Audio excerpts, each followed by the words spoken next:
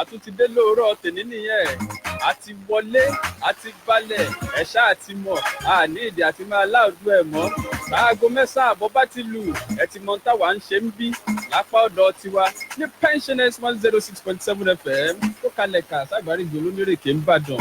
gbẹgẹdẹ gbiná nìyẹn àti dé nìyẹn láti máa kóra wa sórí pápá láàárọ̀ tèmi ẹ ti mọ̀ pé mi nìkan kọ́ o èmi àti àánú olúwapọ̀ fásọyè òun náà láàfijọ́ máa ṣe àjọ máa ṣe kinní olóòrọ̀ tèmi nì tí ó fi dùn tí ó fi lárinrin náà sí ni. ǹjẹ́ lórúkọ gbogbo àwọn tá a jọ mẹ́tò tààrọ̀ tèmi wá sétí ìgbọ́ yín olóòtú mi ọmọbọ́lájà akíntọ́lá ó ṣe dáadáa gan ni o jù bẹ́ẹ̀ ṣe rò lọ. adarí ayò tó pè mí wọlé ọbátóyè Agnes àwọn mìíràn ní Agnes ọbátóyè ọ̀gá wa ní agi lọmọ tó ń pè ní Agnes ó ṣeun ṣe àánú olúwapọ̀ fásọyè ó ti bá ń pè jálẹ̀ kí n tiẹ̀ tó pè rárá ni bẹ́ẹ̀ náà ni èmi Idris Abíọ́lá ń kí káàárọ̀ kú ojúmọ́ láàárọ̀ tèmi ẹ káàbọ̀ sórí gbẹgẹdẹ gbiná lórí ìkànnì pensioners 106.7 FM àgbárígò láwà lónírèké ńbàdàn ó ti yá náà nìyẹn láì ní fẹ́ ọkọ̀ pé méjì àánú ṣé o ti ṣe tán ṣé o ti ṣe tán oṣù ọ̀pọ̀ rẹ́dì ọ̀rẹ́ mi ti rẹ́dì tí ń bá dẹ̀ ti rẹ́dì ó ti mọ̀ pé kọ́ńtrópì ni ọmọ òdúró nìyẹn.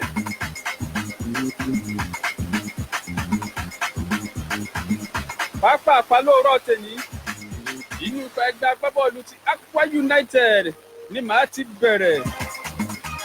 ìròyìn ti sọ di mímọ̀ wípé olùkọ́ni ẹgbẹ́ agbábọ́ọ̀lù Aqua United ìyẹn John Obu ó ti bẹ̀bẹ̀ ó rawọ́ ẹ̀bẹ̀ sáwọn olùkọ́ni ìyẹn àwọn ọ̀sọ́mọgbé rẹ̀ wípé ẹ jọ̀ọ́ ẹ má bínú ẹ jẹ́ àjọ bẹ̀ àwọn olólùfẹ́ wa ó kí wọ́n má bínú ni látàrí bá a ṣe ṣe dáadáa tó ní sáà tó bẹ̀rẹ̀ yìí ìyẹn sáà ọjà àgbà ọ̀jẹ̀ orílẹ̀-èdè wa Nigeria Professional Football League. John Obu ó ṣàlàyé ó rawọ́ ẹ̀bẹ̀ sáwọn alátìlẹyìn Aqua United ó ní kí wọ́n má bínú o báwọn ò ṣe dáadáa ó sì ṣèlérí ó láwọn ó mọ gbìyànjú ni láti máa tẹ̀ ẹ́ wájú nínú sáà líìgì orílẹ̀-èdè wa Nàìjíríà. láti bẹ̀ ó ti balẹ̀ sínú ikọ̀ ti Rangers International ó lágbára gan ni ṣé bẹ́ẹ̀ mọ̀ kọjọ́ Sunday òpin ọ̀sẹ̀ tó lọ yìí ó ní wọ́n gbaṣẹ́ lọ́wọ́ olùkọ́ni wọn Benedict Ugu látàrí ìjákulẹ̀ eléyìí tí wọ́n ń bá pàdé tẹ́ ẹ̀ bá gbàgbé wọ́n ti pàdánù ìfẹsẹ̀wọnsẹ̀ 3 wọ́n borí ẹyọ kan wọ́n sì ta òmì kan eléyìí náà ló wá jẹ́ kí àwọn alákòóso ikọ̀ ti Rangers International kí wọ́n júwe lé fún Benedict Ugu àtòun àtàwọn sọmọgbé rẹ̀ wípé èyí tẹ́ ẹ ṣe náà tó. láti bẹ̀ òun ni ìròyìn tí wá jẹ́ kó di mímọ̀ wípé ìyẹn àná ẹ ṣáà ti mọ̀ àná ni o òun ni wọ́n jẹ́ kó di mímọ̀ wípé Salisu Yusuf àtòun àti Mangu òun ni wọ́n mọ̀ tukọ̀ ẹgbẹ́ agbábọ́ọ̀lù Rangers lọ́wọ́ tá a wà yìí tẹ́ ẹ bá gbàgbé ọjọ́ Tuesday òun ló yẹ kí wọ́n ti gbé ìròyìn náà síta ìgbọ́ fúdíkà àbí méjì wọn ò gbé síta àná òde yìí ni wọ́n wá sọ di mímọ̀ pé Salisu Yusuf àti Mangu ni wọ́n máa tukọ̀ Rangers International gẹ́gẹ́ bí ìròyìn ti fi tó wa létí àjọ tó ń rí sí eré bọ́ọ̀lù aláfẹsẹ̀gbá lórílẹ̀‐èdè wa Nàìjíríà ìyẹn NFF àwọn ni wọ́n fi Salisu Yusuf sọ́wọ́ sí ikọ̀ ti Rangers wọ́n nítorí pé kí ni torí pé Rangers wọ́n ń kópa nínú ti CAF Confederation Cup eléyìí tí fẹsẹ̀wọnsẹ̀ àkọ́kọ́ rẹ̀ ó sì wáyé ní òpin ọ̀sẹ̀ Sunday tá à ń wò ń wájú yìí wọ́n nítorí ìdí èyí láfi fi Salisu Yusuf sọ́wọ́ sí wọn torí pé ní experience ó ní ìrírí dáadáa ni tá a bá ń sọ̀rọ̀ eré bọ́ọ̀lù aláfẹsẹ̀gbá nílẹ̀ wa Nàìjíríà.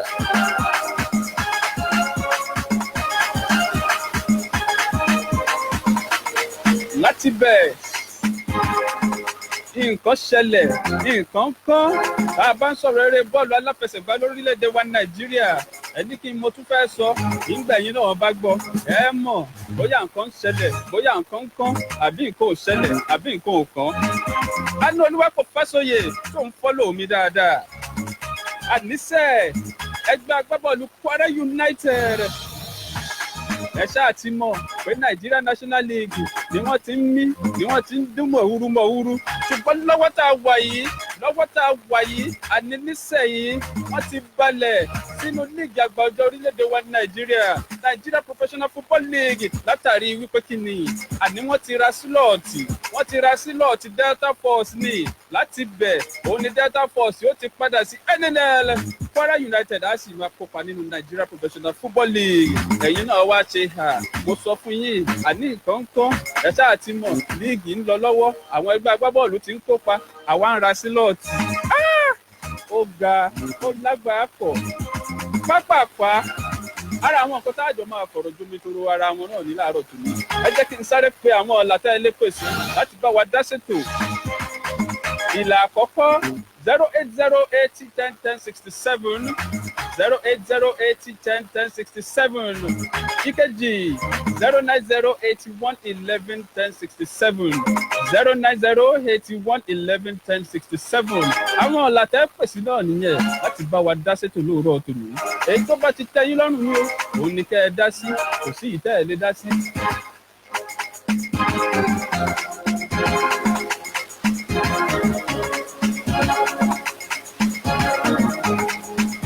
pápápá àánú olúwa kò fàṣọ yìí ó ṣáà ti gbọ́ àwọn èèyàn ti ń pè Delta Force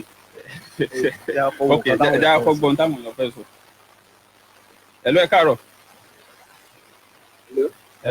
ẹ kú ojúmọ́ ẹ káàárọ̀ ẹ ti wọlé àánú pápápá. lórí ọ̀rọ̀ orílẹ̀-èdè wọn pa mí lẹ́rìn ní ọ̀pọ̀lọpọ̀ gbà kíní ìgbìgbà tá à ń tàbùkù ara wa ni báwo ni ẹgbẹ́ agbábọ́ọ̀lù tí líìgì ti bẹ̀rẹ̀ tán ti ń kópa lọ tán ti gbá bí ìfẹsẹ̀wọnsẹ̀ 4 àbí 5 tán wọ́n á sọ pé wọ́n ń ta slot wọ́n ń ra slot. Hello ẹ káàárọ̀. Hello ẹ kú ojúmọ́ o. ẹ kú ojúmọ́ o kí lorúkọ yín bolẹ̀ tí ń pè wá o. Alhaji Nurudeen Adéṣọlá aka Ọ̀kanlọ́mọ láti Arápájà. ẹ kú ojúmọ́ ẹ káàbọ̀ sórí ètò. Bẹ̀rẹ̀ lórí àwọn tó lọ ra slot. Bẹ́ẹ̀ni. Àìní kan ṣe ní ìgbà wọn yẹn náà láàmú. Wọ́n lè ra slot ìdáwọ́ kan náà kan ṣe kíní láti bẹ̀rẹ̀ pẹ̀pẹ̀ ká mọ bí wọ́n bá kù. Ó yé nísìnyí. Wọ́n lọ ra slot wọn lọ láti pé ni wọ́n gbà líìgì bọ́ọ̀n. èyí tó tiẹ̀ burú bẹ́ẹ̀ ni pé ṣé ẹ mọ̀ pé líìgì tiẹ̀ ti ń lọ lọ́wọ́ líìgì ti bẹ̀rẹ̀ ṣé wọn ò mọ̀ tẹ́lẹ̀ fáwọn ò ní lè kópa ń bẹ̀ ni àbáwọn náà tí wọ́n fẹ́ rà ṣé wọn ò mọ̀ pé àwọn ò rà tẹ́lẹ̀ ní kí líìgì tó bẹ̀rẹ̀. àbí ṣé ẹ mọ̀ pé nílùú òkèèrè irú eléyìí ò lè ṣẹlẹ̀ gbogbo irú nǹkan báyìí ó ti ṣẹlẹ̀ kí wọ́n tó bẹ̀rẹ̀ sáà líìgì.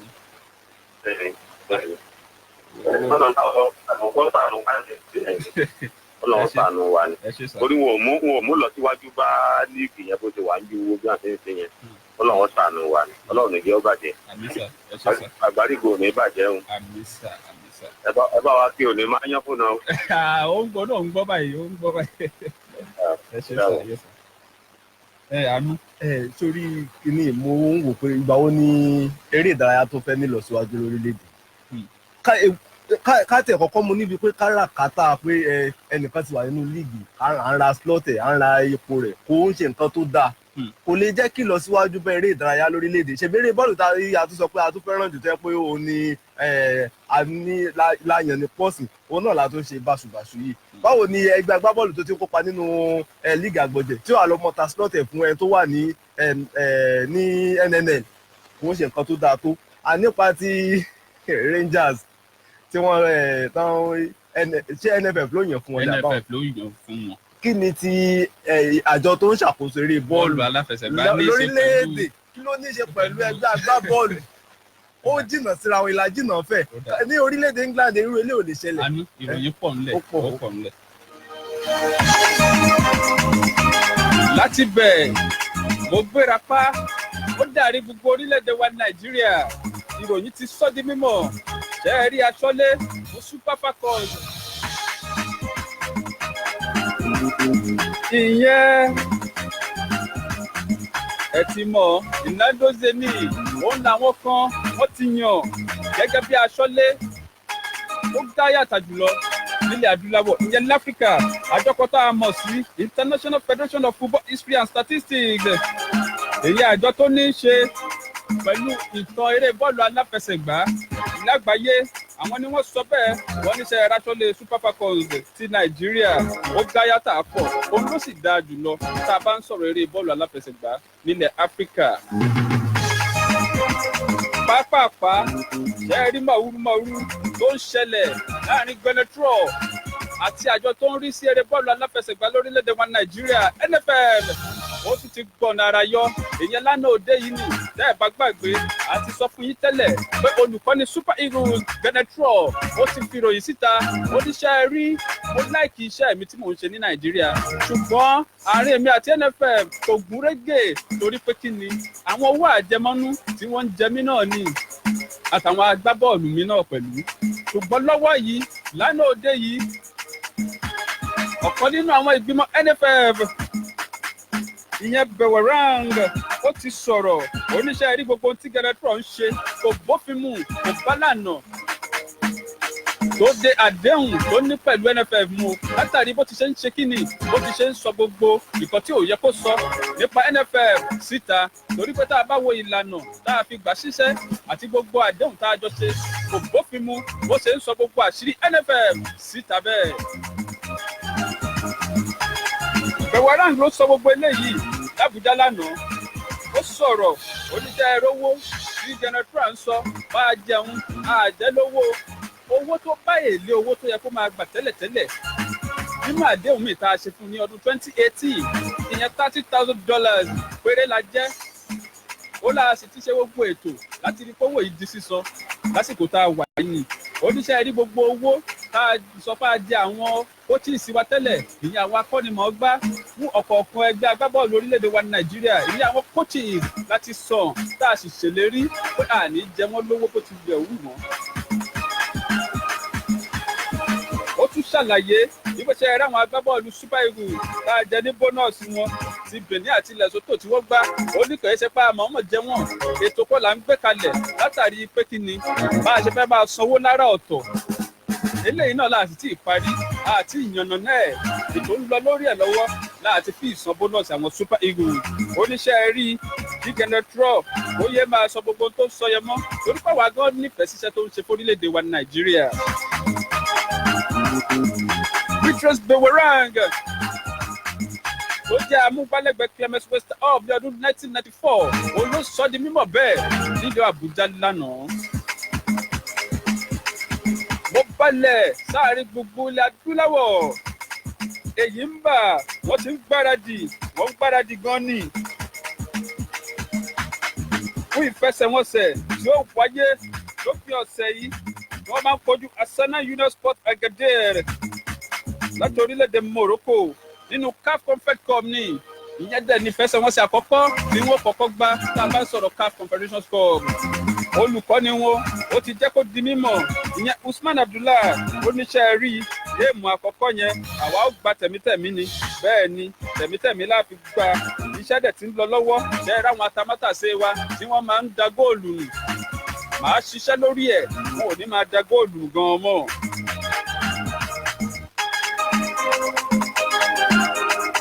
láti bẹ̀ ṣe rí orílẹ̀-èdè South Africa wọ́n ti kọ̀ jálẹ̀ wọ́n láwọn ò ní host o àwọn ò ní gbàlejò ìyẹn Women AFCON 2020 ìyẹn Nations Cup fáwọn obìnrin ilẹ̀ adúláwọ̀ tẹ́lẹ̀tẹ́lẹ̀ káàfù South Africa ni wọ́n fẹ́ kó host ìdíje náà ṣùgbọ́n South Africa wọ́n láwọn ò ní host ẹ̀ torí báwọn fẹ́ host FIFA Women's World Cup lọ́dún 2023 wọ́n ní fúdi eléyìí àwọn ò lè host Women's AFCON 2020 o South Africa ló sọ bẹ́ẹ̀.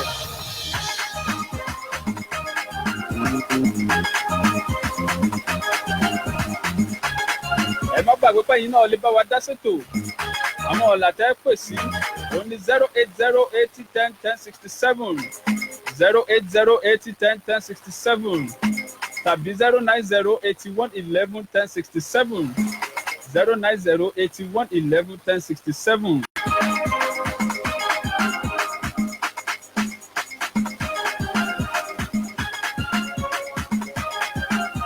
pàápàá mo ti gbéra ó ti dilẹ̀ Euro ẹ ti mọ̀ pé ròyìn làwa máa ń kà débẹ̀ a ní jẹ́ẹ̀tì a dẹ̀ ní mọ́tò ìròyìn láàsọ délùú ọba èmi àtànú Olúwapọ̀ Fásọyè àti gbéra a sí lágbàdìgbò bá a ṣe ń sọ̀rọ̀ yìí àti balẹ̀ gìjà Euro la balẹ̀ sí.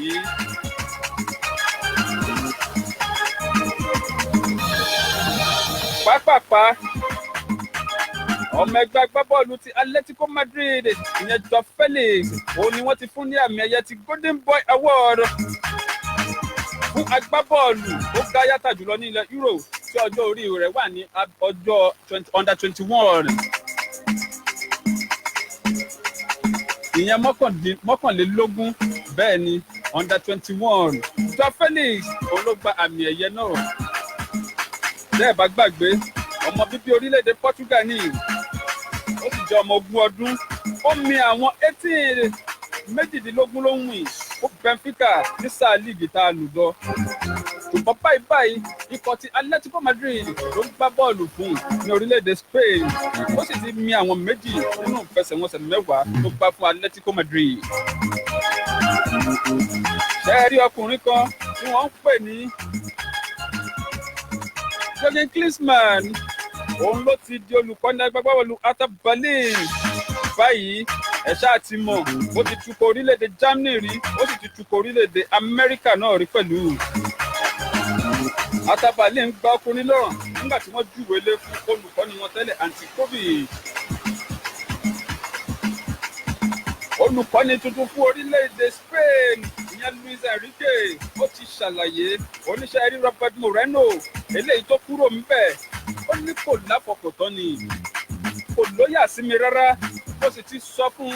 pé kò lè jẹ́ amúgbálẹ́gbẹ̀ẹ́ mi rárá tí n bá ń tukọ̀ àgbà ọ̀jẹ̀ orílẹ̀-èdè Spain.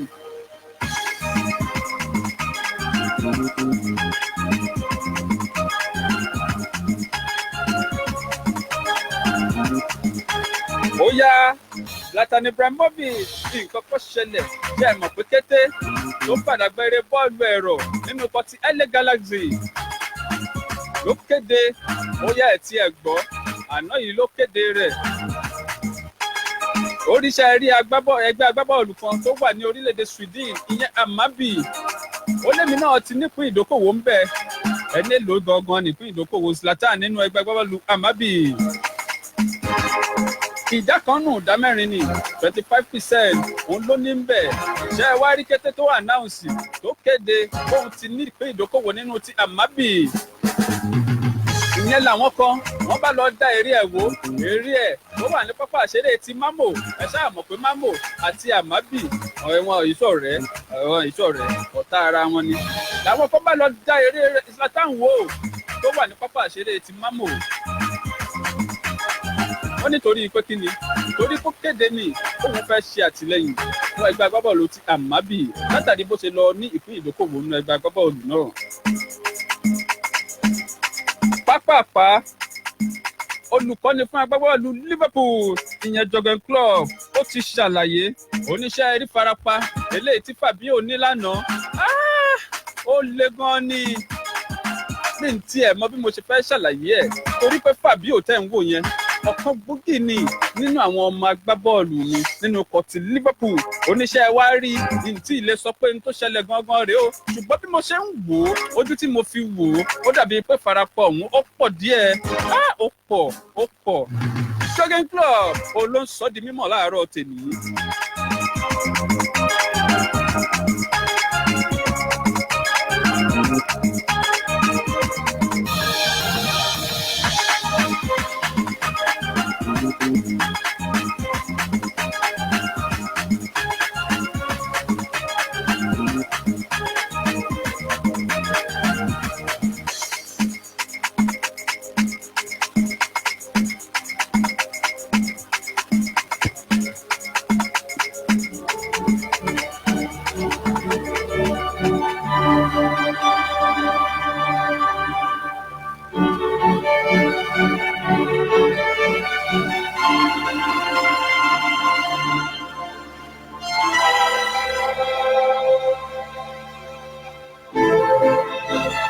Pápápá a ní ìdí láti máa láàdú ẹ̀ àti mọ̀ pẹ́yìn tiwa náà ti ń já sí i torí ẹ ti ń tẹ̀lé wa ni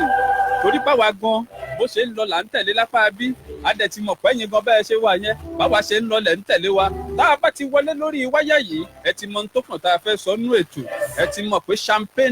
champagne football Àánú Olúwapọ̀ Fásọyè ó yá bá ń gbóhùn sókè.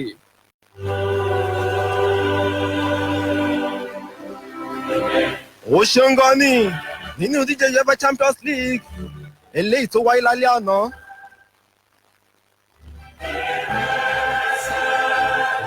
Genk ó gbàlejò tó parí òká Salzburg ló lọ nà mọ́lé àmì ayò 4-1 ní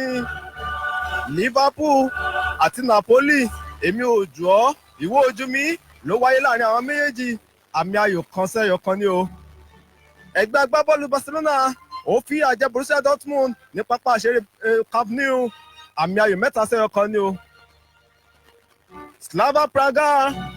ó gbàlejò tá parí òká Inter Milan ló lọ nà mọ́lé àmì ayò 1-3 ní o.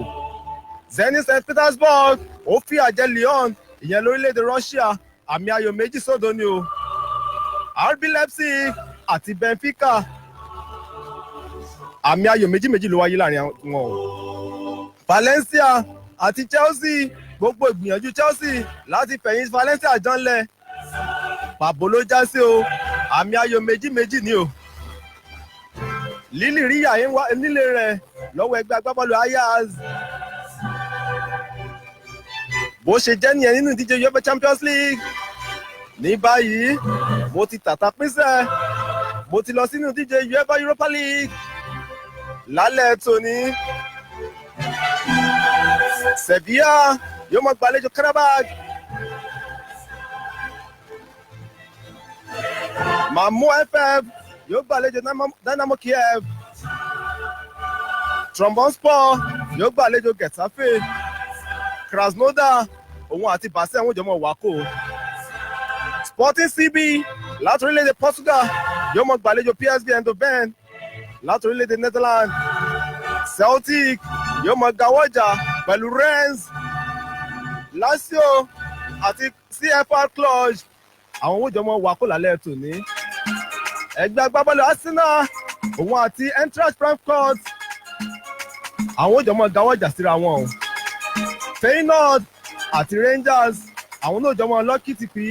Young Boys àti FC Porto wọ́n jọ mọ́ wákò. Eruku mọ́ sọlálá láàrin CSK Moscow àti Ludogorets Razgrad. Saint-Étienne àti Gent wọ́n jọ mọ́ fìkà lọ́ra wọn mú. Istanbul Başakşehir òun àti Roma ní o. Wolfsburg yóò mọ gbàlejò Borussia Mönchengladbach. Besiktas àti Slovan Bratislava. SC Braga òun àti Wolverhampton Wanderers. FC Astana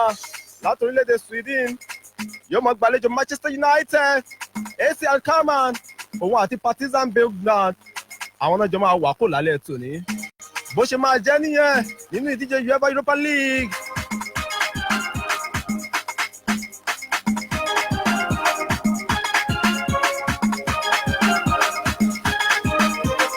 ó ṣeun gan ni Àánú Olúwapọ̀ Fásọyè. ìfẹsẹ̀wọnsẹ̀ tí ó wáyé lálẹ́ òní ó pọ̀ gan ni ó pọ̀ lórí ó pọ̀.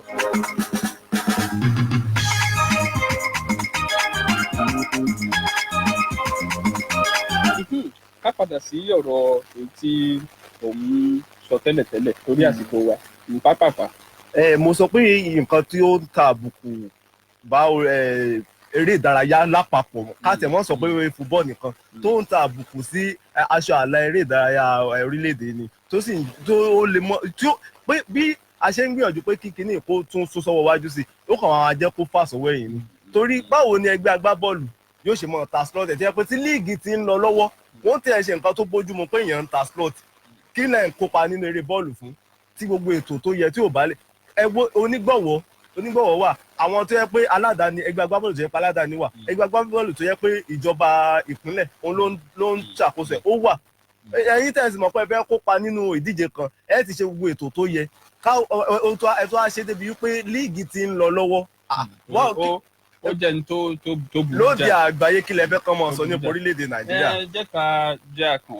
jẹ́ ká kúrò lábalábẹ́. Ntẹ́bi tún fẹ́ sọ ní ìsìn ọ̀rọ̀ ti Genetro àti NFF. Tó bá mọ̀ bí ọjọ́ kan sí méjì sẹ́yìn òun la gbọ́ tí ròyìn gbé jáde pé Genetro ti sọ ó ní iṣẹ́ rí mo láìkì àwọn agbábọ́ọ̀lù mi ṣùgbọ́n èmi àti NFF nǹkan ò dánmọ́rán láàrin wa látàrí ìwé àdéhùn pẹ̀lú wọn ṣé wọn ò fẹsẹ̀ mi lójú ni àbí wọn ò ní fẹ́ lójú àti pàápàá jùlọ àwọn owó àjẹmọ́nú mi tí mo san àti gbogbo ó ń lọ bí $100,000 ṣùgbọ́n NFF lánàá látara agbẹnusọ wọn ìyẹn Bitros ó sọ̀rọ̀ ó ní Genetro ní tó ń ṣe yóò bófin àti ìlànà tá a fi fún ọ̀nṣẹ́ mu ó lè mọ kó NFF síta bíi ọmọ ọjọ́ mẹ́jọ gbogbo òfin tó dé gbogbo àdéhùn tàjọ nílò ń sọ síta pàápàá jùlọ àwa ò jẹ́ olówó wọ́n ní owó táwọn jẹ Genetro òun ní $30,000 eléyìí tó bá àfikún tó bá owó rẹ̀ sí tó mọ̀ pé ó ti sáyìn àdéhùn tuntun ní 2018 sí ọdún 2020 so wọ́n á ní $30,000 yẹn àfikún táwọn fi kún owó oṣù rẹ̀ sí ìtò ń gbà tẹ́lẹ̀ ńgbà tó ṣe ìgbàṣẹ́ ní 2016 òun ni òun táwọn jẹ fáwọn ò jẹ́ ní $100,000 wọn á ní torí àkókò wa ìjà lóde lórí dòwe ó jẹ́ wípé nǹkan ò dán mọ́rán láàrin NFF àti Genetro mọ́ ni torí àwọn tó ń ṣèṣàkóso eré bọ́ọ̀lù lórílẹ̀‐èdè yìí ojú ń gbà mí tì fún wọn bẹ́ẹ̀ nìkan ṣe gba alákòóso fúnra òde àtẹ̀rẹ̀ ìdárayá ní mọ̀ràn lọ́sẹ̀ tó kọjá pé kò ń ṣe pé kán fún wọn níwèé pé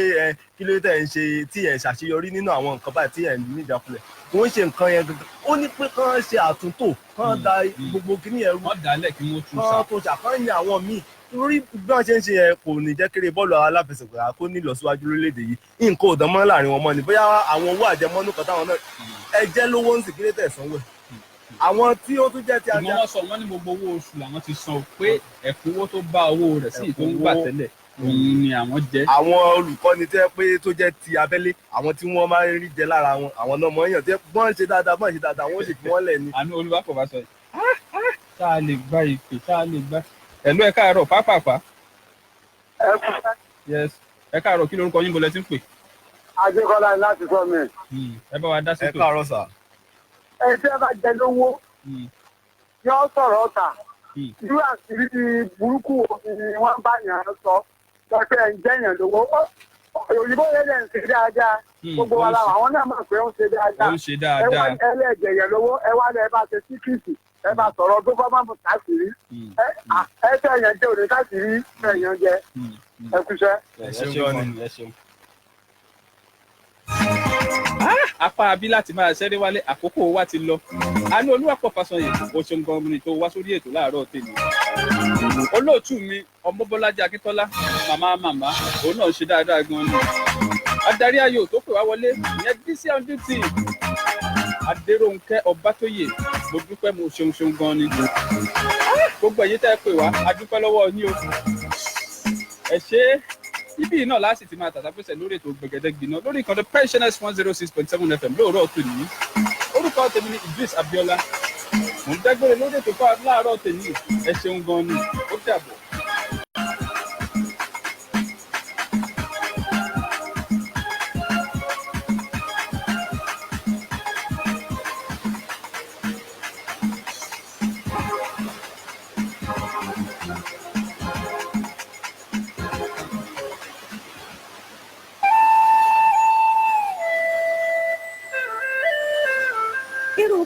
sí láwùjọ òkúta àríyànjiyàn sí òdòǹdó ní bàbá ẹyẹ.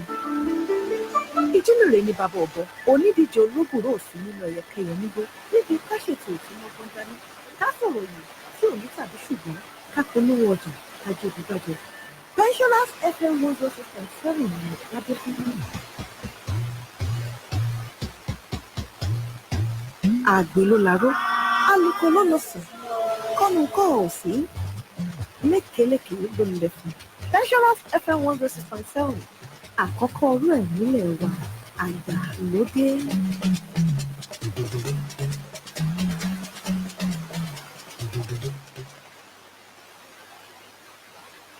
ìkànnì rédíò àgbàlódé Pensioners 106.7 FM náà la wà tàti ń dá bẹ̀bẹ̀ lára ní báyìí tí aago 10 ti ṣe bẹ́ẹ̀ tó ti kọjá